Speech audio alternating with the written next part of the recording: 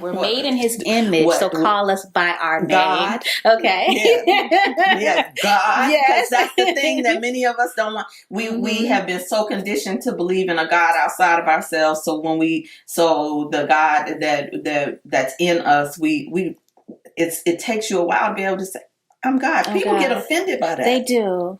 They get offended by that. Yeah. But it's okay if I were to say you were the devil. People would agree with that. Oh my God. I'm just gonna pause. I'm just gonna be quiet right there because we can shut the show down right now.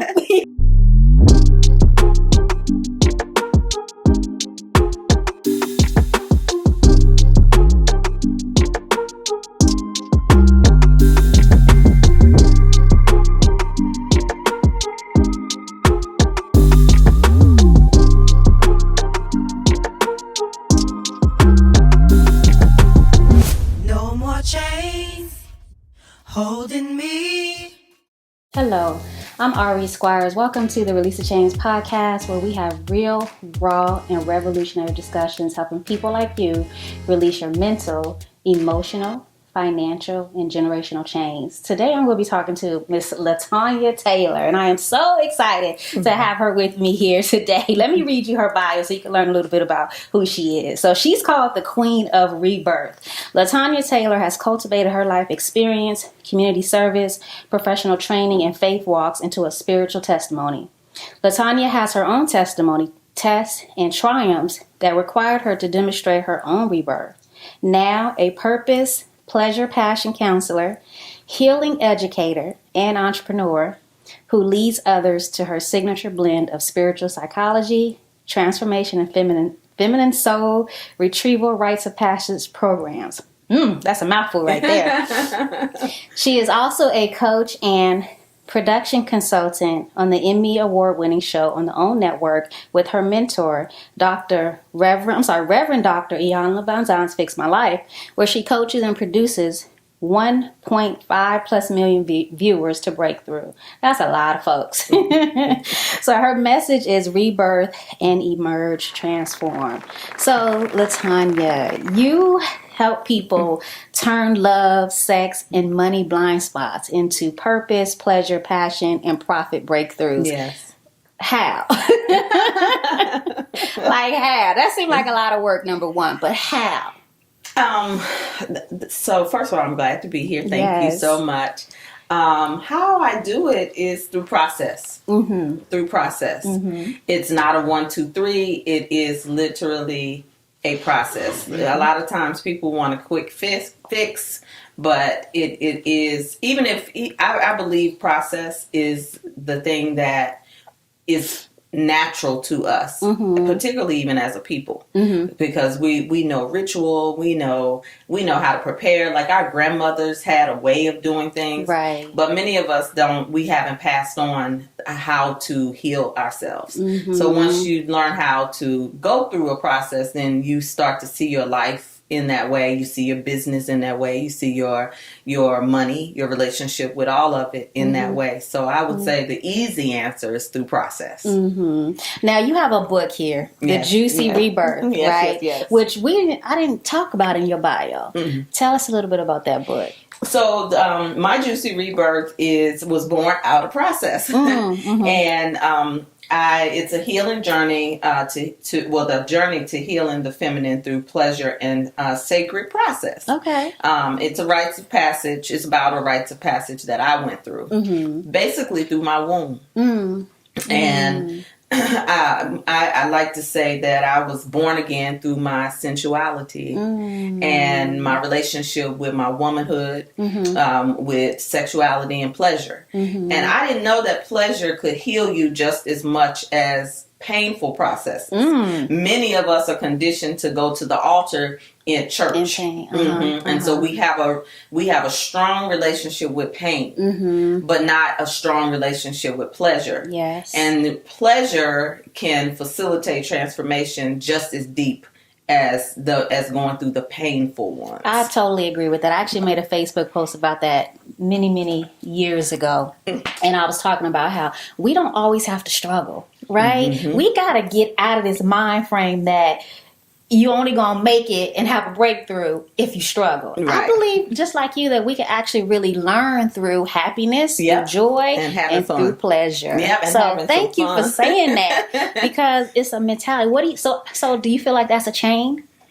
Oh, absolutely. Yeah. That's why you see me oftentimes refer to love, sex, and money together. Mm-hmm. Because to me, they're not separate. Mm-hmm. Even though many people teach it separately, because I'm a metaphysician, I'm an ordained minister, I see things beyond the physical all the time. Mm-hmm. And even some people in ministry don't see it all the time. Mm. And so I see it in everything. And I see the running the thread, the common denominator between love, sex, and money. So if I were to go deeper into the process, it really is working through those common denominators that really show up everywhere. Because So somebody, no, I want you to dive deeper into that if you don't mind. I mean, I want you to actually, you know what? I was like, okay, I got LaTonia coming in. She is one of the coaches and producer of Fix My Life. My life needs some fixing, right? We all do. We all do. Yeah. It's just a thing. It's a normal process, right? But I know, like you said, there are processes, and I also have processes to help people release their chains. Mm-hmm. And it's things that you have to go through. Yeah. Now, there's been a lot of talk about healing, and one show that you produced on the show was about successful Black women. That was my favorite show. I know you said that about successful Black women who are high achieving women, influencers, but they're like, what do they say, where you're a success in public but a private failure, feeling like a private failure. Can you please dive deeper into that, because I know there are thousands of women listening who can identify with that. I think that the successful women are the forgotten woman. I actually, because when the world rewards you for achievement, then nobody believes that you, first of all, have the pain until you're in pain. Mm-hmm. And that could be physical pain, or your marriage is in trouble, or you lose something. So now people know, sound the alarm. But I believe that successful women started in grade school, when you start getting rewarded for getting good grades. You being good. And so what happens when she follows all of those rules and all of those traditions and all of those things, and then when she gets all of the things and all of the success, who's there when she needs to say, I need help? Right. Because most of the times, if she's a first generation success, then people are pulling on her, calling on her. Yeah. And it's a huge thing, because she becomes the more visible she is, the more invisible her pain and her process is. Is that because she tries to hide it? Because she tries to hide it, but oftentimes we're working in careers and fields where people they can't handle it. Okay. Or they don't want to deal with it. They don't even. You would be surprised at the number of first ladies and ministers who they come out and they put on the good face, but privately they're struggling. And so I think it is, part of it is hiding it, but the other part is having a safe space. A lot of the women that even we interviewed for this show, they all had issues of trust. Trust. That's me. Hold on. I have it right here. It says, fix my life, sis. I need some fix. I don't trust nobody. Nobody. I can't say nobody. It's you have to really prove. It's like, I'll cut you off at the moment where you show me who you are. Oh, okay. Yeah. See, I'm the opposite. I sometimes I'll stay too long because I used to be the person who was fight or flight and who would cut you off. And so then as I began to understand that trust is really not something that you give to other people, right? Trust is something that you give to yourself when you really know who you are spiritually. And I'm not just talking about who we identify with through our performance and whatever the performance is, because a lot of us are managing performance and managing performance anxiety. Right. But I'm talking about when I know who I am and I really know who I am in my divinity, then, the scripture says there's nothing that come nigh my dwelling, right? It can't come close to me. If I'm vibrating so high, right, you can't even stick to me. If I'm vibrating energetically, you can't even stick to me. I was just talking about this one of my clients, very successful woman, does very well for herself, and it's the same story, different woman, but she was saying how when I'm winning, it seems like my family, they're not there in my corner. But when I was struggling and I needed everybody, everybody's calling. Hey, you know what I'm saying? Yeah. It's like people can be invested in what we call, well, in psychology, it's called trauma bonding. So for trust, you know, I truly have had to learn how to lean on something else other than my own understanding, than my own self. That's good. Because my own self has limitations. I have wounds just like anybody else. I have disappointments just like anybody else. And they started at home. They didn't start out in the streets. Right. They started at home with authority figures, people who babysat me, people who cared for me, that I trust, that I was supposed to trust, or that my mother was supposed to trust. And so, yeah, I could easily do that, but it doesn't feel good at a certain point. The more that I open up to love, it doesn't feel good to do that. I don't like it when people just cut each other off. It's painful for me to even hear stories like that, because anything can be solved through a conversation. That's true. That's very true. And I think the reason why I'm like that, because I've been hurt so many times. And it's like, I look at it as like, I want to avoid the pain of being hurt. Yeah, me too. I do that too. But then it's just like, as you're saying, though, it's like, wow, that could have been something really deep and really something that could have evolved into something. But so you talk about, is this something that everybody you think has, or is it more women who are more in a place of high achievement?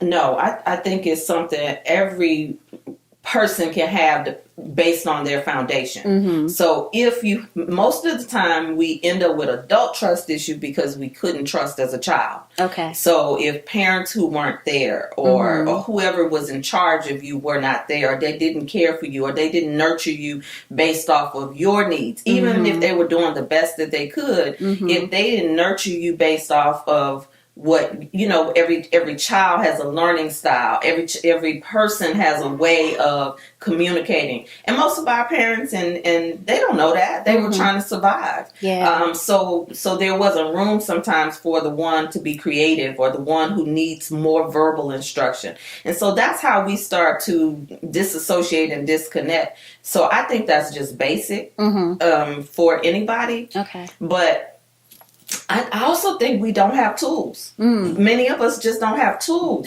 My gosh, you are so right about the tools. And I think that that's the most important thing, because we talk about healing, but I think that we have to go through a process of unlearning. Unlearning, like, pain, struggle, unlearning some of the things that were ingrained in us as children. How do we do that, though? I know we have to make a commitment to ourselves. I know for me, the first step in Release the Chains is listening. Listening when something is not right. And listening to ourselves, or listening to our God. But for you, what is that first step? So I think listening is a good step, because being able to hear feedback from other people outside of yourself is, and I say that because then we start to get in other generations beyond Generation X, I think, where they don't listen so much. It's hard. Right. Because they are definitely stuck. Not stuck, but like they are in their way. They don't have conflict management skills. So then, because inner human connection requires you to be able to manage conflict well. And so that's a tool. That is a tool. Okay, so what happens when you fall out with somebody? You just cut them off, or fight them, or hurt them? No. Sometimes, you know, we have to be able to say, you know, that didn't make me feel good. But if nobody ever told you that you could do that, or there's never been a safe space for you to be able to do that, or a safe relationship, you know, where you can say, I don't like that, but you know that I'm going to be your friend. I'm going to be there for you. And for me, I think because I know what it feels like to feel abandoned and to feel rejected. So I overcompensate sometimes to make sure that my friends know we can get through this. But now when I'm not going to let you keep hurting me and abandoning me now. So I have a cutoff point. But it took me a long time to get there. And I think for me, it's been just vulnerability. I think vulnerability really has been the thing. Because people don't talk emotions. You're right. Let's talk about vulnerability, but let's take a pause for the cause. So let's talk about vulnerability, right? It's hard for me, I think, because I'm a tomboy spirit.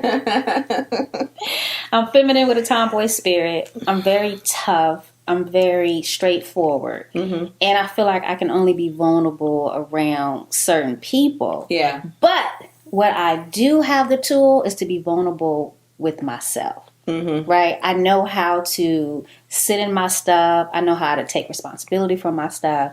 I know how to correct my stuff. I know how to notice my stuff. And I think for me, when it comes to vulnerability, I think it starts with us first. But what's your take on vulnerability? Because I think that is such a topic that a lot of people don't know how to sit with. And you have the tools to, help people through that process. I have the tools to help people, but sometimes I need to help myself too. Yeah, we do. I know we do. And so marriage is one thing that's taught me a lot of vulnerability. Because, when your mate is your teammate, right? Yeah. It's like, then you start to think, well, am I communicating to this person like we're on the same team? I think my husband has helped me tremendously with that, but because I think the reason why I wrote this book is so many women literally had not had a space to just be completely vulnerable and safe or celebrated and seen. I mean, so it's not just pain. Yeah. There are some of us who are uncomfortable even sharing our wins and just being witnessed. That's true. So that's true.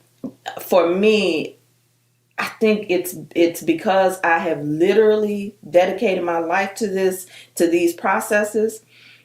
It was like another curriculum. Like I had to learn in the room by being in the room, by being willing to be in the room. And I think when we're in the room, when women come together with a positive purpose, with a powerful, and when I say powerful process, I don't want to just say it loosely because people sometimes watch TV or hear a general conversation.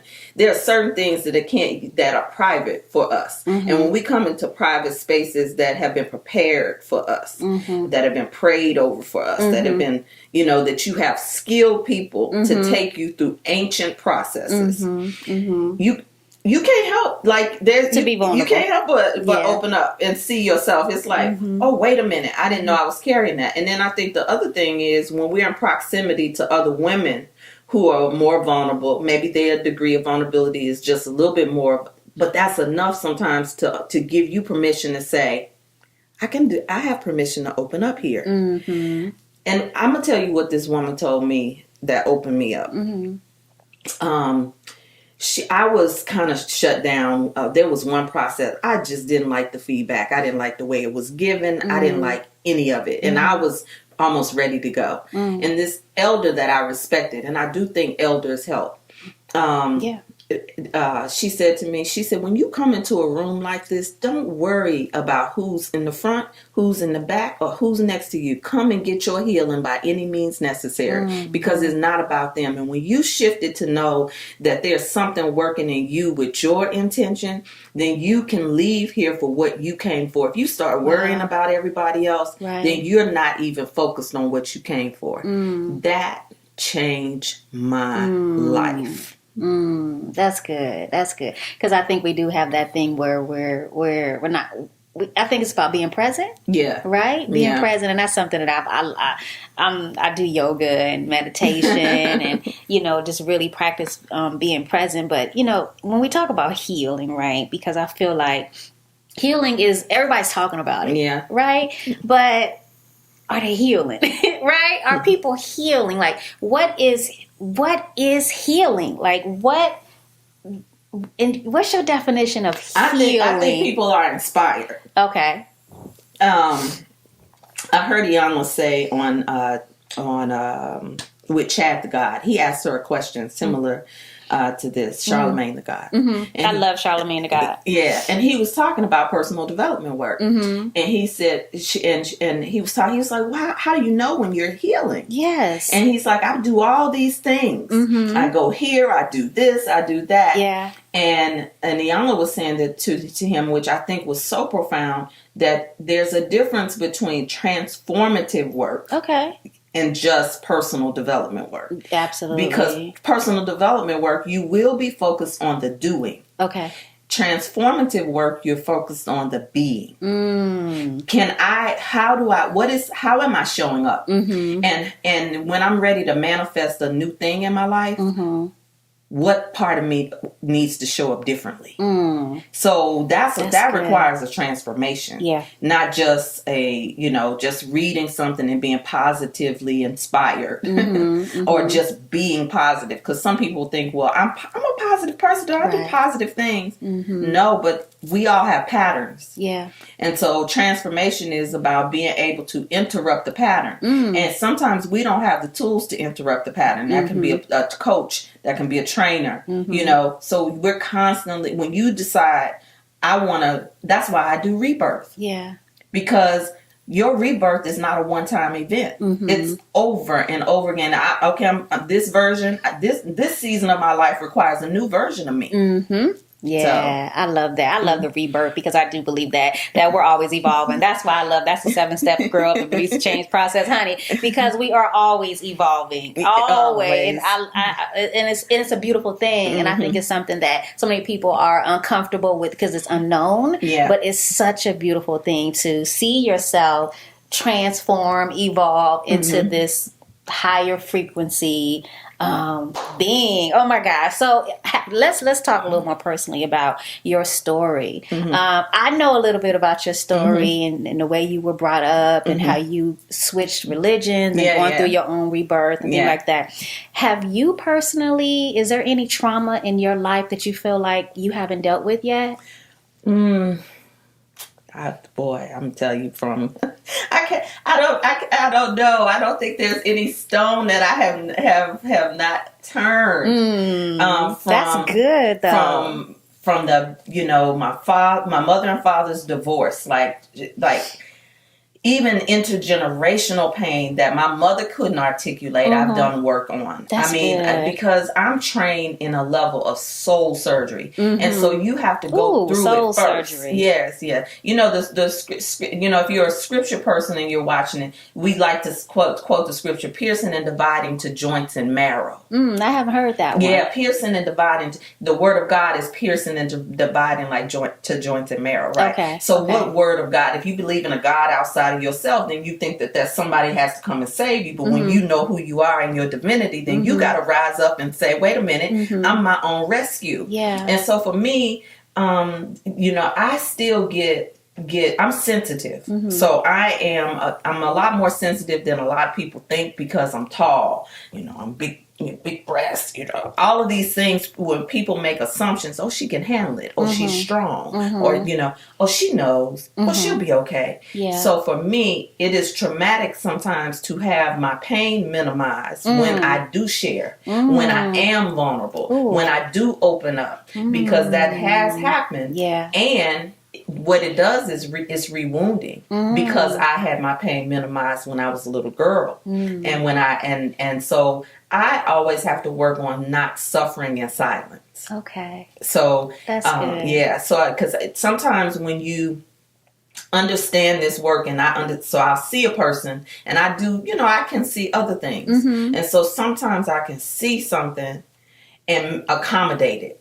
So I have to work on, even when I see it, like you said earlier, if somebody shows me them and then I'm out. That's why I say I'll stay too long, because I don't think you just cut people off. I want because I'm not perfect, right? Sure. So for me, it's like when I see it, I'm working on now when I see it to say I'm done. Okay, you better than me then. No, I'm not better at all. No, you the one I'll call for the balance. Right. How do I do this, Ari? Yeah, because I have done it, because that gets you in trouble in business too. That's true, but I think I'm more like that in business, if I'm being honest. I think I'm more like that in business because I've seen. So it's like when you see a pattern or a red flag, kind of like a relationship when you're dating and you're dating somebody and he or she do something that you've seen before, you know it ain't right. So you're like, before I even move forward with this, before this person makes this the next red flag, let me go and just cut it off. So I'm like that in business, more business than personal. I think I'm a little more, lenient when it comes to being personal. But I am definitely working on that. Mm-hmm. And I feel like that could be a reason why I don't have a lot of female friends, which is okay because I think it's like you don't have to have a lot of friends.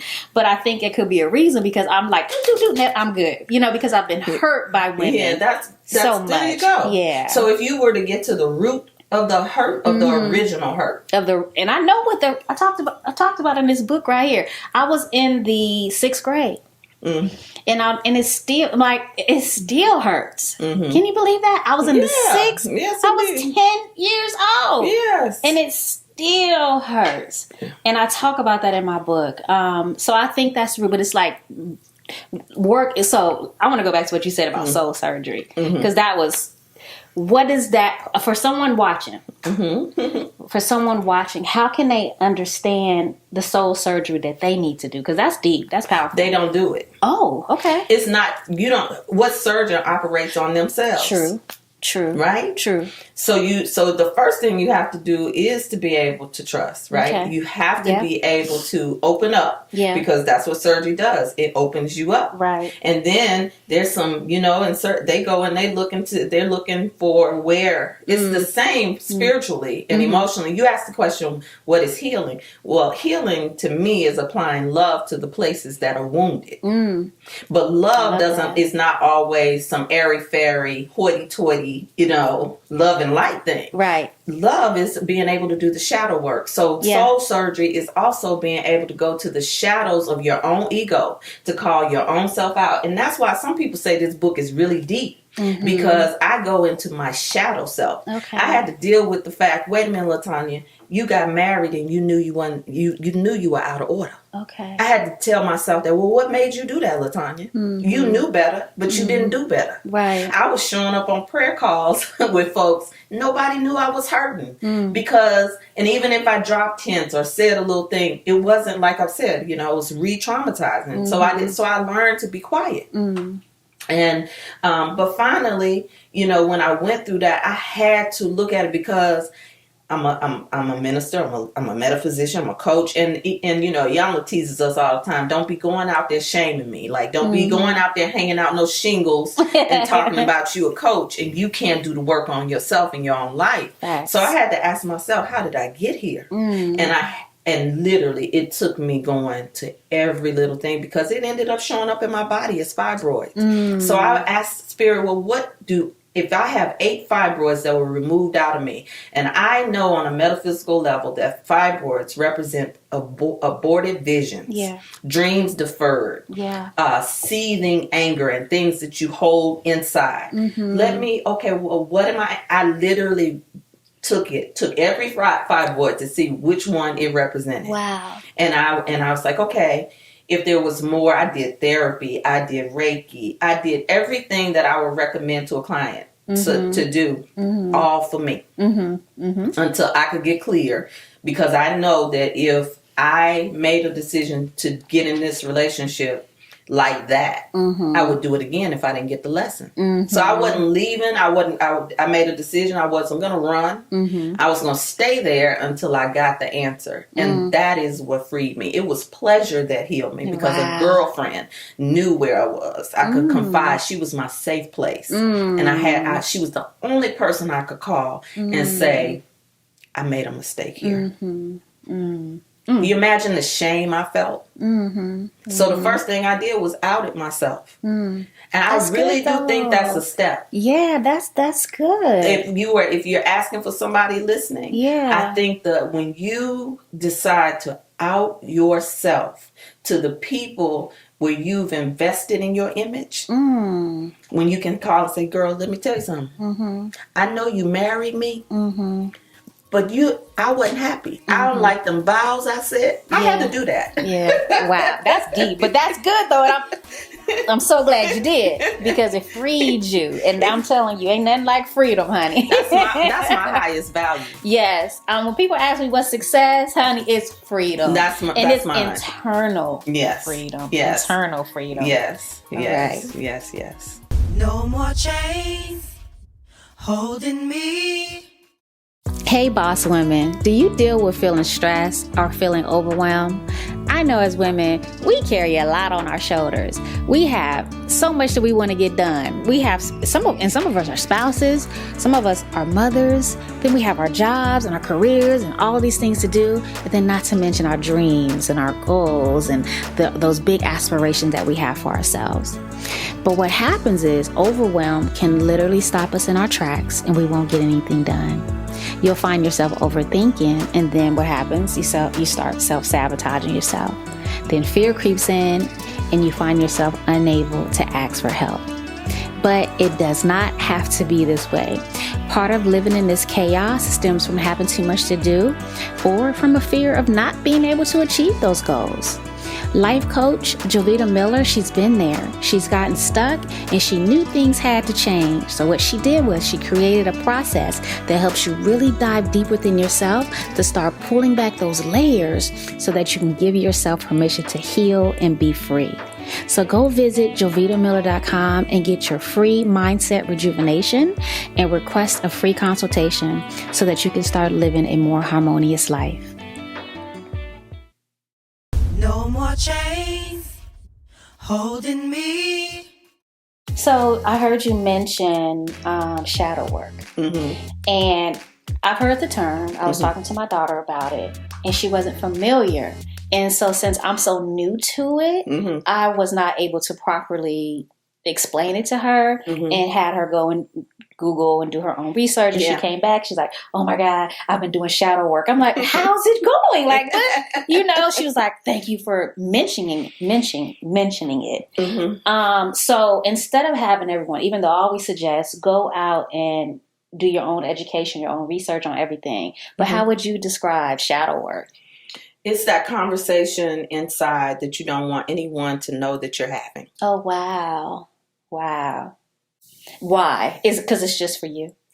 No, it's. I don't think any of it is just for us. And when you make it about you, then that is the danger of teeter-tottering on narcissism. I think that when you do the shadow work, you learn how much is not about you. Okay. And so shadow work is, okay, I know that I feel this particular pain. And this person may have been responsible for that, right? So I could either make it all about that person was wrong, or I could look at a little bit more about that person, particularly if they're family, or for women, or no, not just women, for men and women in relationships. I chose that. Right.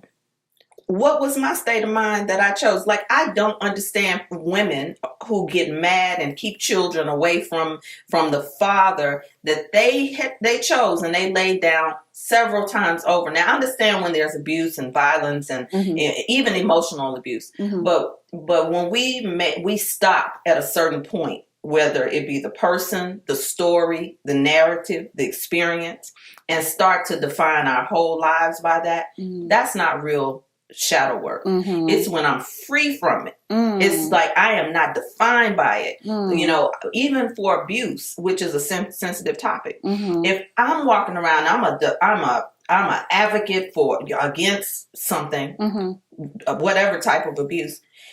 Well, I'm using my energy for againstness. But what am I for? It's the same thing with pleasure. That's good. So yeah, I get being an advocate and freeing other people who are in abuse. But if my whole life is defined about abuse, I'm always looking for the abuse. I'm always posting about abuse. Right. I'm going to energetically attract abuse. But a lot of times people don't believe. And so the biggest thing is the cognitive dissonance of when somebody tells you that you can shift your life, you can shift your money, you can, like, it really is an inside job. It really is. People don't believe that. Yeah. But yet when you go study all the wealth teachers, they tell you that you have to be able to do this work. Right. Of course, there's some wealthy people who don't do it and they operate under different laws. But nevertheless, there are laws governing us at all times. Yeah. And so that's why I think knowing the law is the great equalizer. And, for instance, law of attraction is all love and light for most people. But the law of attraction is not love and light. It is I am a catalyst to attract any of this. Right. Why is this showing up in my life? Yeah, to me it's energy. I describe it as like energy. It's energy. Okay, so I want to talk about facing the truth of our shit. Yeah. So my book, Release the Chains, this woman came to me. She said, okay, Ari, you taught me the steps on how to release the chains, but then you didn't help me or tell me what to do with now that I done released everything. What the fuck do I do next? So what is that? Right? I was like, girl, evolve, live your life, be free. Just people don't know how to be free. Just bask in the beauty of less stress in your life. Bask in the beauty of abundance. That's all I knew. But for her, she had never freed herself of always being there for people. That was her story, right? And so she's like, I had to face all of this trauma and drama for her mainly, which drama can be trauma. Right, exactly, exactly.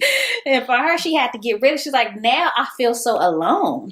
And so I feel like there's a process in tapping into yourself and falling back in love. I know you may call that the rebirth, but falling back in love with who you are without all that. Well, see, there's no work when you asked about the how earlier that I do that doesn't include vision. So for me, if there's a release, then there needs to be something that you fill it in with. So that's it. That's really it's that simple. I could go into more, but it's simple. So if I'm releasing something, right?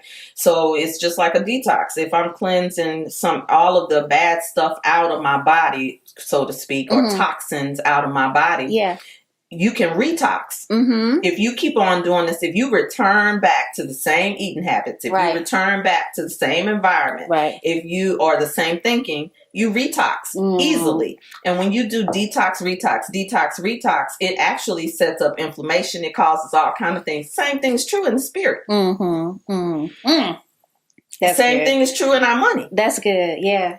It's not like, so when why, as like, a lot of people don't even know what they're reading or studying, and people repackage law in ways that people can understand it, that they're called to.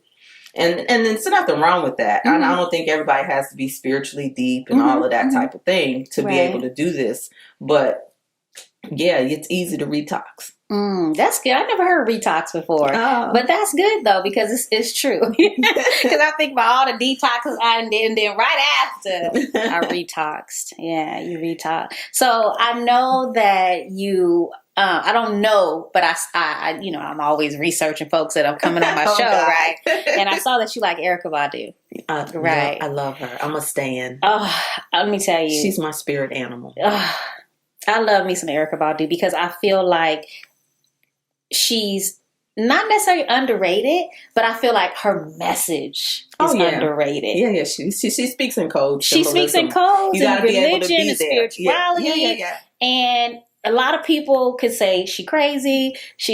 what is she talking about? Mm-hmm. But I know you get it. You know what I'm saying? Yeah, and so why do you say she's your spirit animal? And then I want to talk about some of her song lyrics. Well, because first of all, I'm ordained minister of the spoken word, and praise and worship is my tool. It's one of my tools in my workshops, in my trainings, and when I say praise and worship, and many people think that we go to the church, but there's that's not just praise and worship. That's not who we are. We are Jubilee people. Yeah. Right? Yeah. And so we can have praise and worship around a campfire or something, Right? just hit a few things. Right. That's who we are. So that's why she's my spirit animal, because if I could sing, oh my God. And I just love the way she mixes melodies that move your soul. And I use so much music in my work that's why she's my spirit animal, because she takes all that. A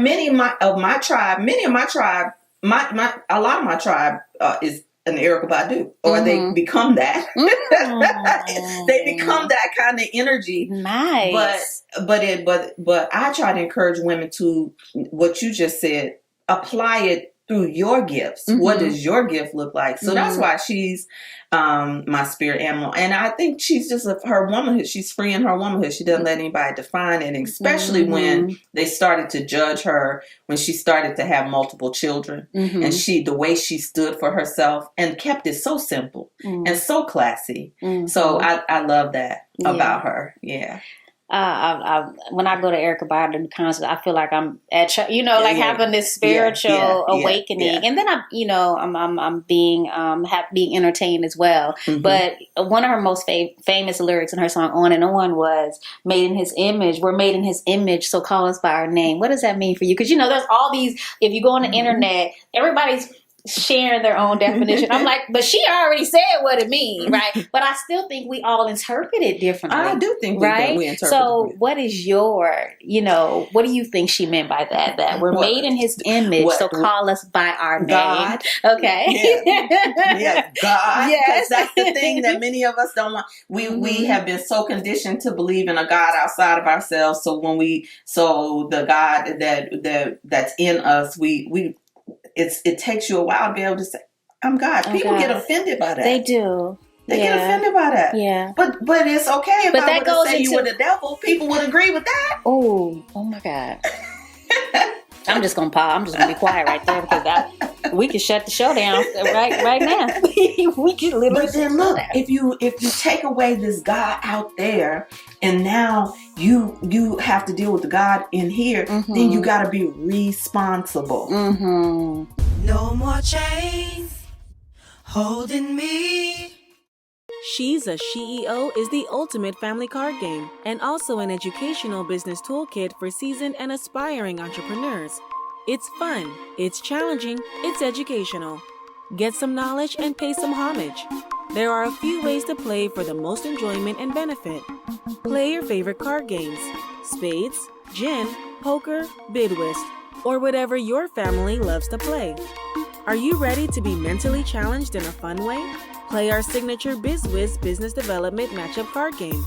The objective is to collect the most customers correctly, based on matched business development statements we've created for you. Each week, research one of the noted entrepreneurs we've celebrated in the deck by pulling one or two random cards from the deck. Use the cards for daily, weekly, or occasional inspiration.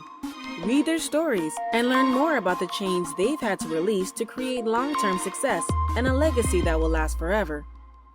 She's a CEO, a SheEO. Visit she'sasheo.biz to order your official business educational card deck today.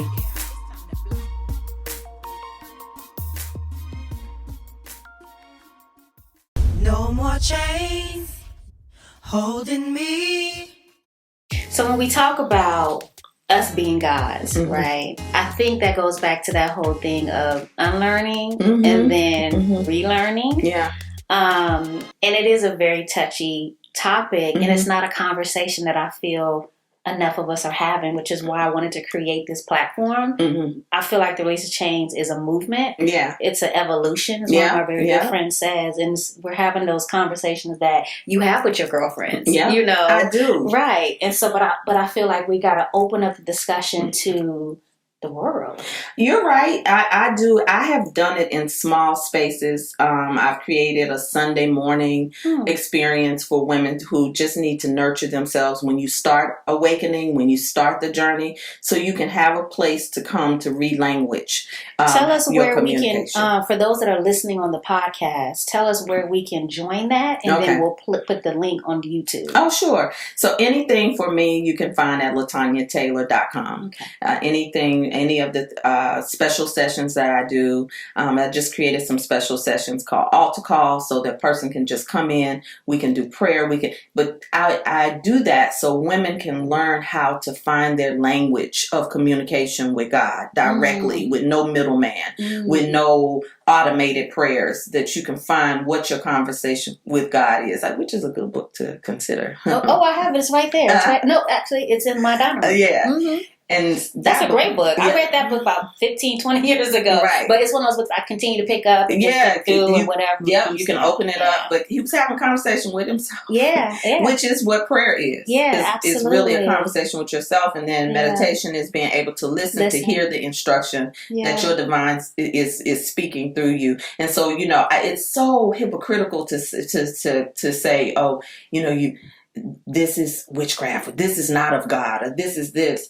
But then when you go to somebody's prophesying over you, somebody's telling you words. So we have to get out of judgment. I think the biggest thing that can help us is to stop judging. When we stop looking at things as good, bad, right, wrong, evil, like these things have been taught to us.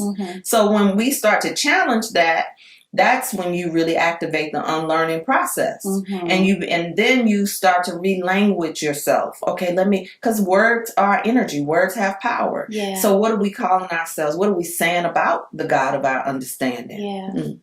Wow, that's good. I don't want to end. I want to keep going. We can do this for 2, 3, 4, 5 hours. So for the people who are listening, right? For everybody listening, I asked you to set an intention before we got started. Do you feel like it made its way out? I do think it made its way out. When you asked me a question earlier and on the break, when little sister was sharing her break, just a moment, that was confirmation for me for the intention that I set. That's good. Yeah. I love that. I love that. Is there anything, because this is solution-based discussion. Yeah. Is there anything that you could share with somebody that is stuck in their place, right? They're in their place of maybe listening or peeling back the layers. What advice or solution or step or process can you give them to empower them to move forward? The first thing I would say is that the answer lives in the same room as the question. So ask more questions. That's good. Because if you ask more questions, the answer is going to come, whether it comes from within you or when the student is ready, the teacher will appear. So if you keep asking the questions and you're willing to be teachable, trainable, coachable, then when the answers show up, you're like, oh my God, that's what I was looking for. Oh, I need that. And so you don't have to worry, what should I do this, or should I move forward? Should I read this book? Ask more questions, because the questions are what open up possibility. It opens up learning. Ask more questions. Most of us are telling. We tell what we've been through. We tell what somebody did to us. We tell people what to do, right? But we don't ask, right? Just like when we were talking about trust, right? Like when somebody new comes into my life, I ask more questions, because I need to know what's your value. Because if we are doing damage control, that's on the back end. But a lot of things we could do on the front end, just with asking more questions. Even in relationships, sometimes I tell my husband, "Are you sure that that's what I'm feeling? Because you're speaking for me." That's good. So y'all ask more questions. And you see, and that's so crazy, because that is such a simple answer, but it makes so much sense. Just ask more questions. It makes so much sense. Ruby, do you have a question for Miss LaTonia Taylor? I don't. Okay. But I do appreciate the opportunity. Okay. Awesome. So I've been asking you all these questions. Do you have a question for me? Yeah. So, of course I have questions for you. Well, pick one.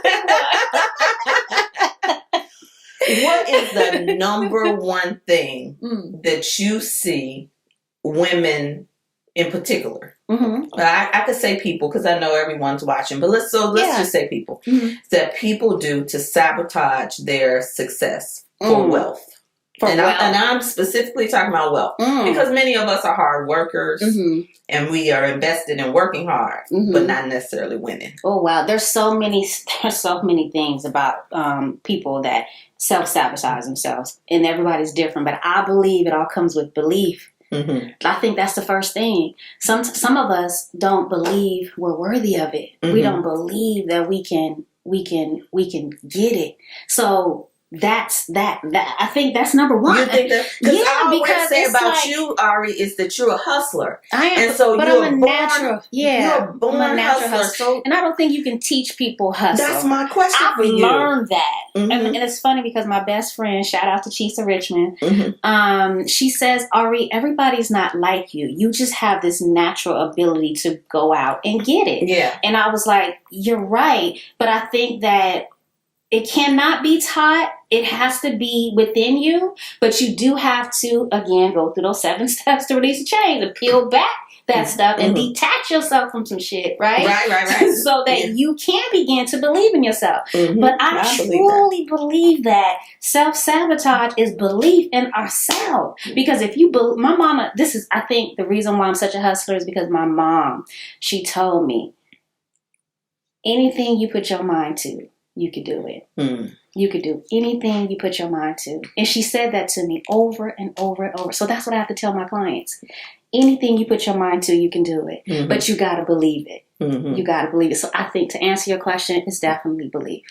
Wow. I think it's belief. Something so simple. Something so simple. But it's not that simple, though. It isn't that simple. It's not. Because I know for me, I'll be honest, when I see a woman like you, and there were questions like, can I get to that level? Can I do that? Do I have that in me? So I think every woman needs to be able to be with a woman like in the presence and be able to say, I really want that, and not feel bad about it, and not go around it because a lot of people going around it in low vibrational ways. True. But to just be able to say, can you show me how to win? That's a question, right? Yeah, and you can't be afraid to fail because I fuck up all the time. Girl. But I like fucking up. I like messing up because I learned so much. I tell my husband all the time, like, dang, I messed up. But I learned so much from it, and it made me stronger, it made me better, it made me smarter. That's a word, though, because most of us has been conditioned through school, are taught to get good grades, so we always want to get the right answer. We want to always show up right. But entrepreneurship and your feminine journey, we didn't even talk about pleasure. We didn't even get a chance to talk about the... We can, honey. We don't have to end, like I said, because I know anybody watching or listening right now, they like this. They like... So, I mean, just that alone, just being able to open up like that, to believe, because people have the same relationship with pleasure, though. Yeah, that's true. Now, when you say pleasure, you mean sexual pleasure or just pleasure in general? Enjoying life? First mean sexual pleasure, but sexuality is a gateway. And so, do you know that there are women who could be having orgasms, but not necessarily pleasure? And what I mean by that is, I literally, in doing this tantric work and teaching this type of work, which I just got into with me and my husband. Anyway, it's a beautiful thing. But Tantra is a spiritual journey. It's not about chasing orgasm. It's not. And that's what changed my life. Is that I wanted to have bigger, better orgasms. Right? But it was beyond the orgasms when I really got into the deep practice. It literally is a lifestyle. And so then you learn how much... I'm like addicted to it now. It's like I want to do it all the time. Sex or... The Tantra methods and the... You know what I'm saying? But anyway, it's that good. It's that pleasurable. But you really have to open your mind and free yourself, you know. Right. But you're saying that women are, afraid of pleasure? They don't believe that they deserve it? Or because it goes back to belief. I think belief is key to everything, and it's the foundation of all my work. Because what you're believing, no matter how many tools I give to you, right. And so when women come to me, a lot of times it's what they believe about being a woman. You feel me? What they believe about love, what they believe about men. Come on now. I'm giving y'all some work to do at home already. Wow. What you really believe, it shows up. Right. So if you believe that you had to get married in order for God to love you, so now you're married, right? And so you think the sex is for your mate. But what about for you? Right. What about what turns you on? And that's how we create liars in relationships. Is because people can't be authentic, and that's why we have sexual deviancy and we have all this pathology. Because we demonize these three areas: love, sex, and money. Wow. Well, I'm gonna invite you back. We have to do one just for pleasure. Yes, right? and we're gonna talk just about pleasure. Because I believe business and pleasure do mix. Now we definitely gonna have. Yeah, so we can want to do one for business, and we're gonna bring in pleasure. Okay, absolutely, because I would love to see how those two intertwine. That's dope. So I want to thank you guys for listening. Please share your insights, share the work that you're gonna go do, share this podcast, and please make sure that you go and follow Miss LaTonia Taylor. She is doing amazing work. I love her energy. I love everything about her, and I just want to thank you, sis, for coming and being so authentic. My pleasure. Thank you. All right, you guys. We'll see you next time.